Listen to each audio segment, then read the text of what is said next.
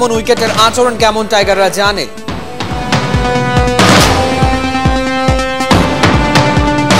মুস্তাফিজ খেলুক আর শুভাশিস মেইনটেইন করতে হবে লেংথ আর লাইন। সুমন বললেন টাইগার পেসাররা ঠিকই করবে শাইন। প্রতিভা খোঁজার মিশনে বাফুফে পাশে পেয়েছে জাতীয় ক্রীড়া পরিষদকে। প্রতিভা অন্বেষণের আলোচনা, নির্বাহী কমিটির জরুরি সভা ডেকে। চ্যাম্পিয়ন ভলিবল দলকে সংবর্ধনা দেবেন প্রধানমন্ত্রী শেখ হাসিনা। খেলার মান বাড়াতে ফেডারেশনের নতুন পরিকল্পনা।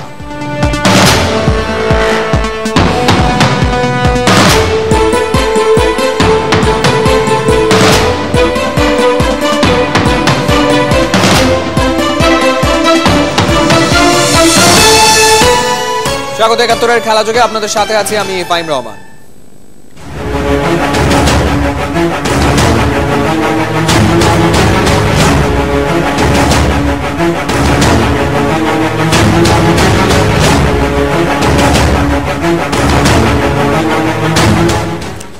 মুশফিকুর রহিম আর মুস্তাফিজকে ছাড়াই নিউজিল্যান্ডের সাথে বৃহস্পতিবার ভোর ৪টায় সিরিজের দ্বিতীয় ওয়ানডেতে মাঠে নামবে বাংলাদেশ। ইনজুরির কারণে ২ সপ্তাহ মাঠের বাইরে থাকবেন মুশফিক, আর মুস্তাফিজকে দেওয়া হচ্ছে বিশ্রাম। এমনটা জানিয়ে হেড কোচ চান্দিকা হাথুরুসিংহে বলেছেন প্রথম ম্যাচের তুলনায় দ্বিতীয় ওয়ানডেতে আরো ভালো করবে তার দল। নিউজিল্যান্ডের নেলসন থেকে দেব চৌধুরীর পাঠানো ম্যাচ প্রিভিউ। নিউজিল্যান্ডকে ওদের মাটিতে হারানো এমনিতেই কঠিন, সেটা সব দলের জন্যই, বাংলাদেশের জন্য তো বটেই। বাংলাদেশের জন্য এই কঠিন কাজটা আরো কঠিন হয়ে গেছে মুশফিকুর রহিমের ইনজুরির কারণে। ২ সপ্তাহ মাঠের বাইরে থাকতে হতে পারে মুশফিককে। দ্বিতীয় ম্যাচে ডেবু হতে যাচ্ছে মুশফিকের বদলে wicket keeper batsman Nurul Hasan সোহানের। Mushfiq is big part of our team, but Mushfiq আমাদের দলের অনেক বড় অংশ। এটা আমাদের জন্য ক্ষতি, কিন্তু ওরা আগের থেকে অনেক আত্মবিশ্বাসী। আমরা ভালো করব আশা করি। If you don't hope, you must not play this game. So we are very hopeful and confident that we will do better than last game. সৌম্যর অফ ফর্মে চিন্তিত হেড কোচ জানিয়েছেন এই সিরিজে ঠিকমতো পারফর্ম করতে না পারলে খুব দ্রুতই সৌম্যর বিকল্প ভাববে টিম বাংলাদেশ। দেব চৌধুরী, ৭১, নেলসন, নিউজিল্যান্ড। স্কটল্যান্ডকে হারানোর স্মৃতি আর ব্যাটসম্যানদের রান করার অভিজ্ঞতা নিয়ে নেলসন মাঠে নামবে বাংলাদেশ। মাঠ কেমন, উইকেট কি আচরণ করতে পারে, আউটফিল্ডে বা কতটুকু গতিময়, সেক্সটন ওভাল খুঁটিয়ে দেখেছেন দেব চৌধুরী। পৃথিবীতে সবচেয়ে নয়নাভিরাম ক্রিকেট স্টেডিয়াম কোনটা? এই প্রশ্নে অনেক ভক্ত, অনেক দর্শক এক একজন এক এক মাঠের নাম বলবেন। তবে নেলসনের সেক্সটন ওভালের যে ছবি, সেই ছবিটা খুব কম স্টেডিয়ামের সঙ্গে মিলে, এবং পেছনে যে প্লেয়ারদের বসার জায়গা বা ড্রেসিং রুম আমরা দেখতে পাচ্ছি, এরকম ড্রেসিং রুম পৃথিবীর আর কোনো ক্রিকেট মাঠে নেই। আমরা ক্রাইস্টচার্চের হেগেলি ওভালে যেমনটা দেখেছি যে ঘাস খুব ছোট, ঠিক একইভাবে এখানেও ঘাস খুবই ছোট। অনুমান করতে পারি খুব বেশি হলে 2 সেন্টিমিটারের মতো হবে, যে কারণে আউটফিল্ড খুব ফাস্ট হবে। এবং ধারণা করা হচ্ছে ক্রাইস্টচার্চে যে ধরনের আউটফিল্ড ছিল, নেলসনের আউটফিল্ড সম্ভবত তার চেয়েও একটু বেশি দ্রুত গতির হবে। স্যাক্সটন ওভাল স্টেডিয়ামের স্কোয়ার অফ দ্য উইকেট কিছুটা ছোট, তবে লং বাউন্ডারিটা প্রায় 70 গজ, অর্থাৎ আন্তর্জাতিক স্ট্যান্ডার্ড যে সাইজটা রয়েছে ঠিক ওই মাপেই। যে উইকেটটা আমরা দেখতে পাচ্ছি, সম্ভবত এই উইকেটটাতেই 2015 বিশ্বকাপে স্কটল্যান্ডের বিরুদ্ধে ম্যাচ খেলেছিল বাংলাদেশ। যতটুকু আমরা জানতে পেরেছি, এবারও উইকেটটা হতে যাচ্ছে ব্যাটিং ফ্রেন্ডলি। এবং অতীত ইতিহাস বলছে এই স্যাক্সটন ওভালে যে 5টা ম্যাচ হয়েছে, তার মধ্যে শুধুমাত্র প্রথম ম্যাচটাতেই আগে ব্যাট করা দল জিতেছিল। স্যাক্সটন ওভালের উইকেট দেখে মনে হচ্ছে এখানেও স্পিনাররা হয়তো খুব বেশি সুবিধা পাবেন না, তবে ঠিক জায়গা মতো বলটা করতে পারলে, অর্থাৎ লাইন এবং লেন্থ ঠিক রাখতে পারলে হয়তো রান আটকানো সম্ভব। সাকিব আল হাসানের সাথে মাহমুদুল্লাহ রিয়াদ এবং মোসাদ্দেক সৈকতদের বোলিংয়ের ওপর অনেকটাই নির্ভর করছে মহাগুরুত্বপূর্ণ দ্বিতীয় ম্যাচে, অর্থাৎ সিরিজের টিকে থাকার লড়াইয়ে বাংলাদেশ কতটুকু লড়াই করতে পারবে। Deb Chowdhury, ৭১, Saxton Oval, Nelson, New Zealand. Mustafiz খেলুক আর শুভাশিস খেলুক, লেংথ অ্যাডজাস্ট করে খেলতে পারলে নিউজিল্যান্ডকে বড় রান করায় বাধা তৈরি করা সম্ভব বলেছেন টাইগারদের নির্বাচক হাবিবুল বাশার সুমন। একাদশে যতই পরিবর্তন হোক, নিউজিল্যান্ড কন্ডিশনে কিউইদের হারানোর ক্ষমতা বাংলাদেশের আছে বলেও বিশ্বাস করেন সুমন। শামসুল আরিফিনের রিপোর্ট।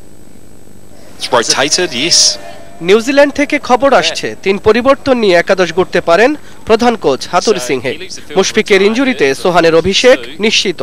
গুঞ্জন উঠেছে বিশ্রাম পেতে পারেন মুস্তাফিজ। ওর পরিবর্তে রুবেল নয়, অভিষেক হতে পারে শুভাশিস রায়ের। সৌম্য সরকারের ব্যাটিং অর্ডার পরিবর্তন হবে নাকি তিনি একাদশের বাইরে থাকবেন? যদি বাইরে থাকেন তাহলে 3 নম্বর অভিষেক হতে পারে লেগ স্পিনার তানভীর হায়দারের। একাদশ নিয়ে চিন্তা করছেন না নির্বাচক সুমন, তার চিন্তা বোলারদের লাইন লেন্থে। লাস্ট ম্যাচে আমাদের কাছে মনে যে জায়গাটা নিয়ে একটু কাজ করা আছে সেটা হলো আমাদের বোলারদের লেন্থে অ্যাডজাস্ট করা, খুব ইম্পর্টেন্ট। নিউজিল্যান্ড উইকেটের লেন্থটা খুব ইম্পর্টেন্ট হয়ে দাঁড়ায়, কারণ আমাদের দেশে যেটা শর্ট অফ লেন্থ সেটা এখানে শর্ট বল হয়ে দাঁড়ায়। তো আমাদের মনে হয় একটা জায়গায় যদি আমরা ইমপ্রুভ করতে পারি, একটা জায়গায় ঠিক করতে পারি, তাহলে আমাদের সেকেন্ড ম্যাচে খুব ভালো সম্ভাবনা আছে। অনেকে বলছেন নেলসনের মাঠের বাউন্ডারি লাইন ছোট, শর্ট বল দিয়ে বিপাকে পড়তে পারে টাইগাররা।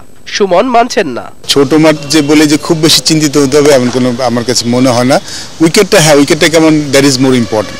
আমরা এর আগে দেখেছি নেলসন যে মাঠে খেলেছিলাম সেটা উইকেটে ব্যাটিং ফ্রেন্ডলি ছিল, আশা করছি এই উইকেটে তেমনই হবে। সেরকম হলে আমরা দুই দলের সমান সুযোগ থাকবে। হাবিবুল বাশারের বিশ্বাস একাদশ কন্ডিশন যাই হোক নিউজিল্যান্ডকে হারানোর ক্ষমতা টাইগারদের আছে। একই বিশ্বাস টাইগার ভক্তদেরও। It is a very good surface. Shamsul Arifin, 71 In the air and it'll be 4. আরেকটা সম্মানের পালক যুক্ত হলো কাটার মাস্টার মুস্তাফিজুর রহমানের মুকুটে। এবার ক্রিকেট অস্ট্রেলিয়া ঘোষিত ওয়ার্ল্ড টি20 স্কোয়াডে জায়গা পেয়েছেন মুস্তাফিজ। বিশ্বসেরা খেলোয়াড়দের নিয়ে ওয়ার্ল্ড টেস্ট 11, ওয়ানডে 11 এবং টি20 11 এর নাম ঘোষণা করেছে ক্রিকেট অস্ট্রেলিয়া। 3 দলেরই অধিনায়ক হয়েছেন ভারতের বিরাট কোহলি, আর মুস্তাফিজ পেয়েছেন টি20 স্কোয়াডের 11 নম্বর জায়গাটা। এবছর 26 ম্যাচে 37 উইকেট পাওয়া মুস্তাফিজের ইকোনমি রেট 6.68 এবং সেরা বোলিং 22 রানে 5 উইকেট। আইপিএলে সানরাইজার্স হায়দ্রাবাদের হয়ে খেলা মুস্তাফিজের অধিনায়ক ছিলেন Aussie opener David Warner.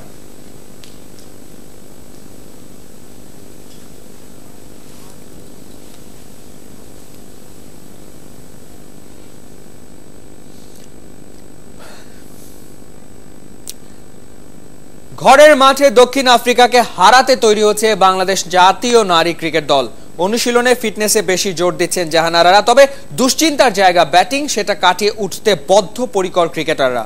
Women's wing এর প্রধান বলছেন সাউথ আফ্রিকাকে রুখে দেওয়া সম্ভব বাংলাদেশের। সাইফুল রূপকের রিপোর্ট। ব্যাটিংটাই এখন ধ্যান জ্ঞান বাংলার নারী ক্রিকেটারদের।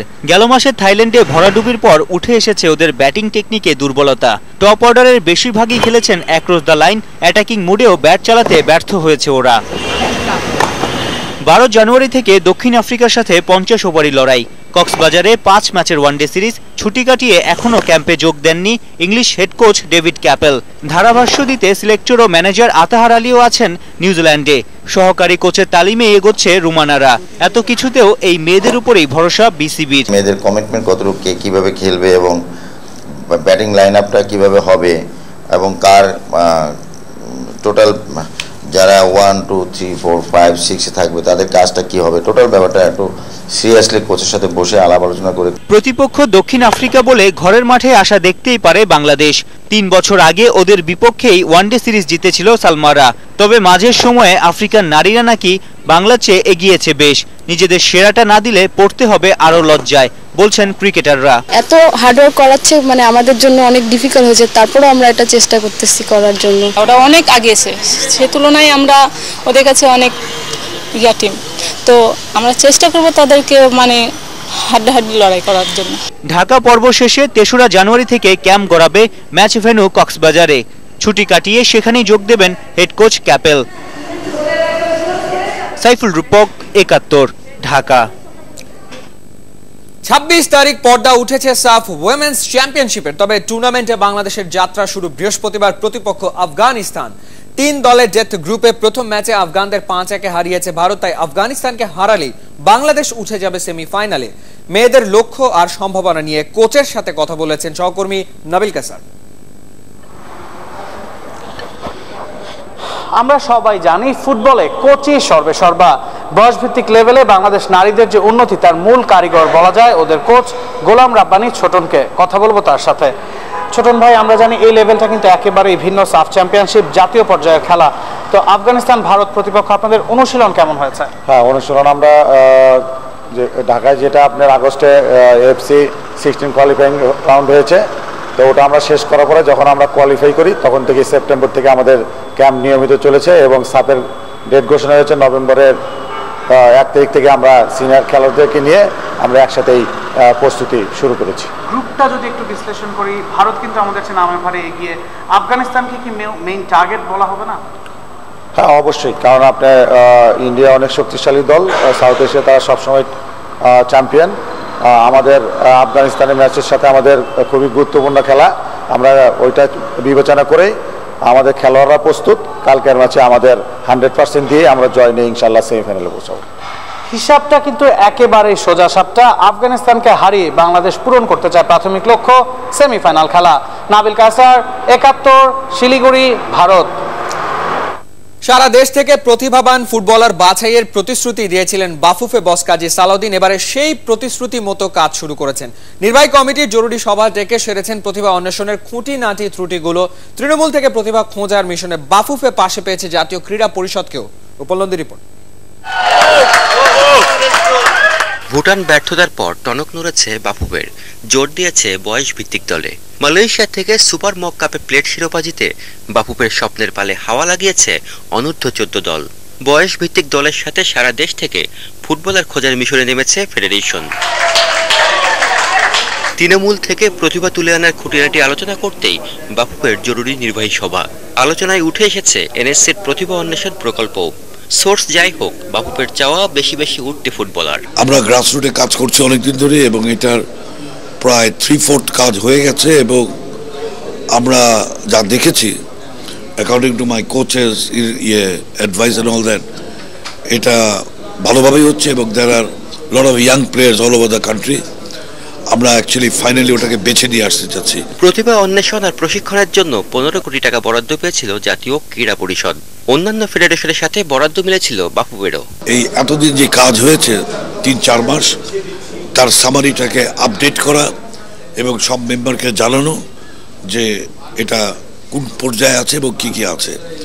তো all the members are very satisfied এটার ব্যাপারে। সো এখন আমরা ফাইনাল ফেজে দিকে ড্র করছি। দেশের ফুটবল উন্নয়নে সম্প্রতি 4 বছরের ফুটবল ক্যালেন্ডার ঘোষণা করেছেন বাফুফে বস কাজী সালাউদ্দিন। দেশব্যাপী ফুটবলার খুঁজে ওদেরকে প্রশিক্ষণ